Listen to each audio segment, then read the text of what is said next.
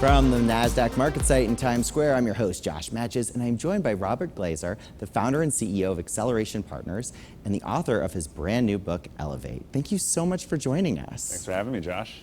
So Robert, I know you wrote this incredible Friday Forward email letter that has become incredibly successful with over 100,000 readers. How did it grow so much? How did you make that kind of a distribution?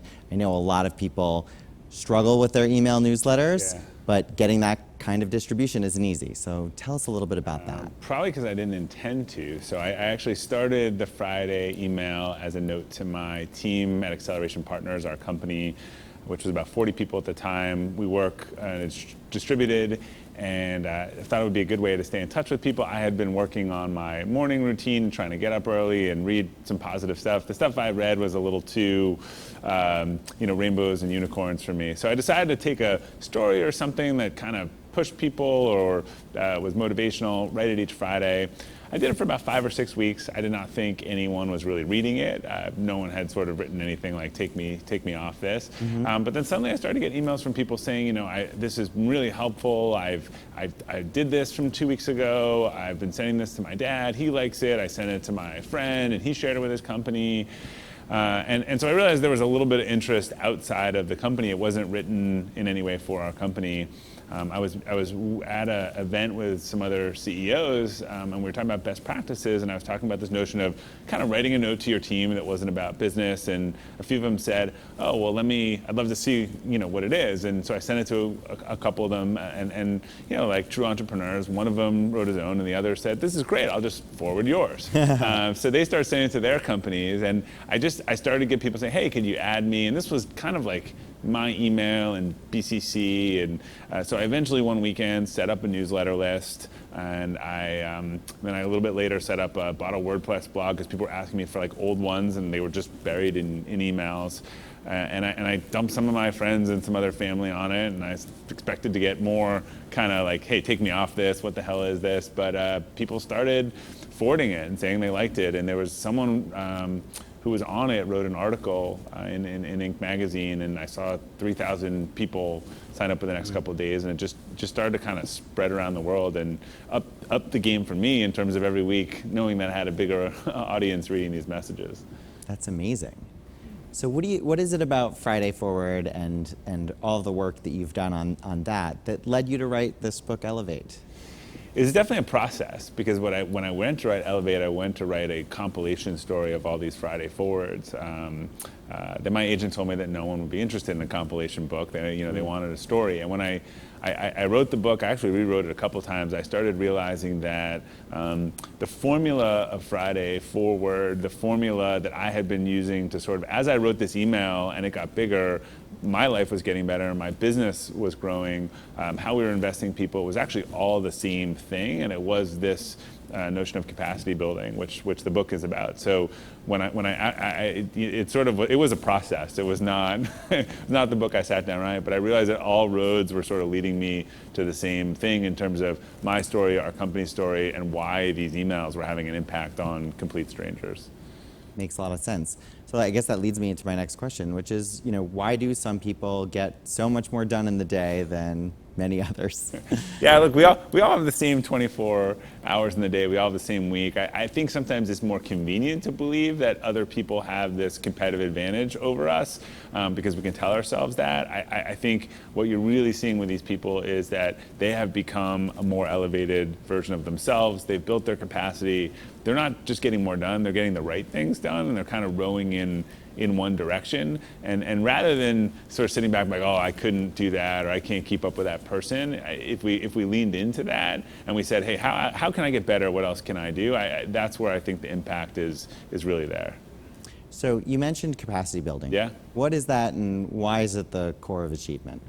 Sure. So to me, it's the process of how you get better, right? How you can do all of these things better. And, we understand physical capacity. Like if I practice lifting a weight, I can lift more weights. When I looked at myself, and I looked at all these other high achievers, and I looked at a lot of the tenets of self-improvement, these 4 themes kept coming up of spiritual, intellectual, physical, and emotional. And really, I saw that anyone who was achieving on a high level was working on all of these and was conquering them. And I can walk you through each, if that's helpful. It would be great, just Yeah. because I feel like it would be nice to know how you can improve in some of those other areas, because I think people can very easily relate to how you can lift a little more weight. Correct. Some of the other spaces feel like they're harder lifts. Yeah, and I think people seem to think they understand.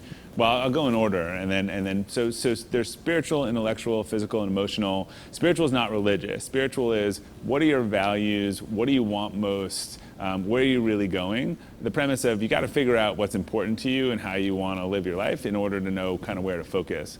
Intellectual, I look at a little more like your operating system. Like, this is how you get smarter, learn, plan, improve, have discipline, actually in service of the thing that you want. How do you get more focused on getting it? Physical, we understand, we need to maintain our health. We're more stressed out than ever. We're getting less sleep than ever. This stuff really affects our performance, right? With intellectual, if I want to learn but I'm exhausted, I'm not gonna learn that well. But the analogy we were talking about before, you understand, the repetition of put at getting better at physical, I can lift that weight 12 weeks later where I couldn't lift it before. It is true for these other areas. You can work on them, your capacity, just like your physical capacity. And the last one is emotional. So this is, if the first three are really about ourselves, this is, how do I relate with the world around me, things that I don't control, the quality of my relationships, which tend to kind of lift me up or drag me down, and just resilience and things that how you deal in the face of adversity. So to me, they're kind of four connected quadrants of a ball. People that are really strong in these things, they're interconnected, working on them, they see kind of that improvement pick up, and they get more momentum in their life. And if you're really deficient on one of them, it really can bring down the other areas. Imagine you just have terrible relationships and are arguing with everyone all the time. It's very unlikely that you'll achieve some of the other goals. It's hard to get what you want and do stuff if you don't have people that are kind of supporting you or pulling you along. Absolutely. I think we all know that life is like that, and you need all of those components. But it's interesting the way you break them out, and I think it's really helpful for, I'm sure, anyone that reads the book. Yeah, and in the book, I really go into sort of the why and the what, but at the end of each of those chapters, there's a list. So there's, hey, here's, if you want to do some stuff tomorrow, you can jump in and work on these things. If you want to work on a deeper one over the next quarter, you can work on them. There's no hack, but I think if you continually work on these things every day, you will notice the difference as you get into a quarter, a half year, a year. Awesome. Let's talk a little bit about goal setting. Yeah. What's the important way to kind of align your goals to what you want to achieve? Yeah, I think what you said is alignment is the key. So I realized that I used to be really good at goal setting. I would set all these one-year goals, and I would sort of hit them, but I picked them arbitrarily, and they didn't necessarily get me in a consistent direction. It was just kind of all over the place.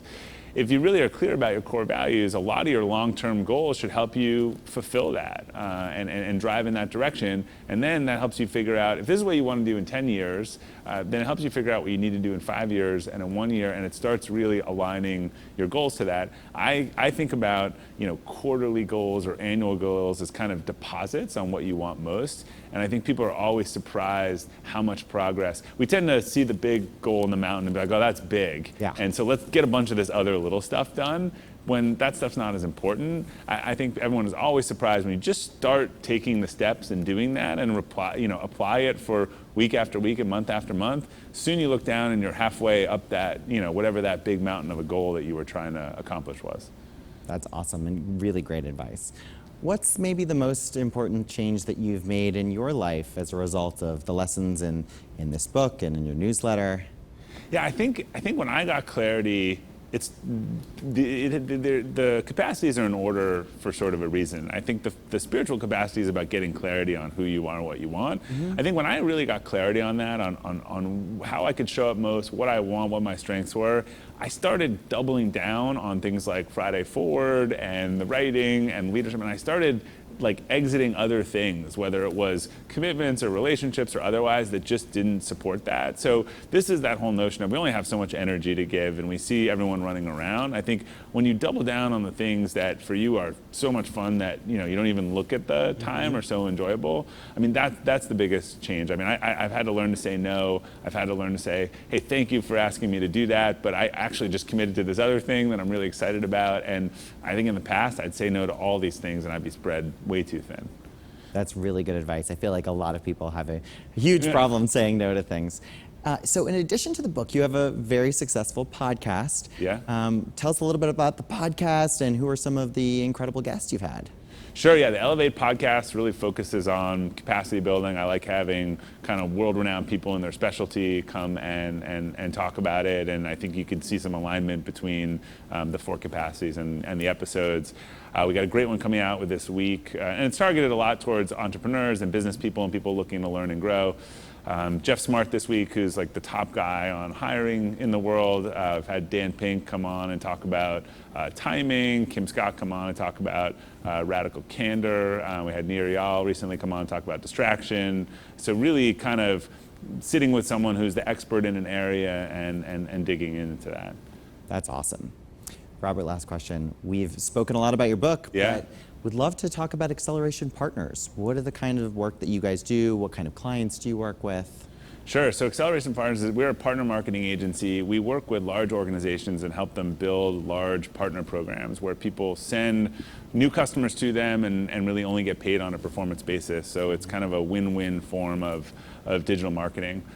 We work with pretty large global brands who are looking to build their programs. Probably some people who are up on the board here. Usually large B2C consumer brands and increasingly global. There's a lot more focus on digital marketing, and everyone is opening direct-to-consumer stores. Therefore, brands these days are much more interested in paying for outcomes and paying for things that work than paying and sitting back and wondering whether that's going to work. So we really align the incentives and outcomes so that a brand could have 10,000 partners who are out there talking about posting, linking to their product or service, and really doing well when they're driving conversion to the brand. Incredible. Well, Robert, thank you so much for joining us, and congratulations on all your success, and especially on the launch of Elevate. Thanks. And we look forward to having you back again soon. Thanks for having me. I look forward to coming back. Thank you.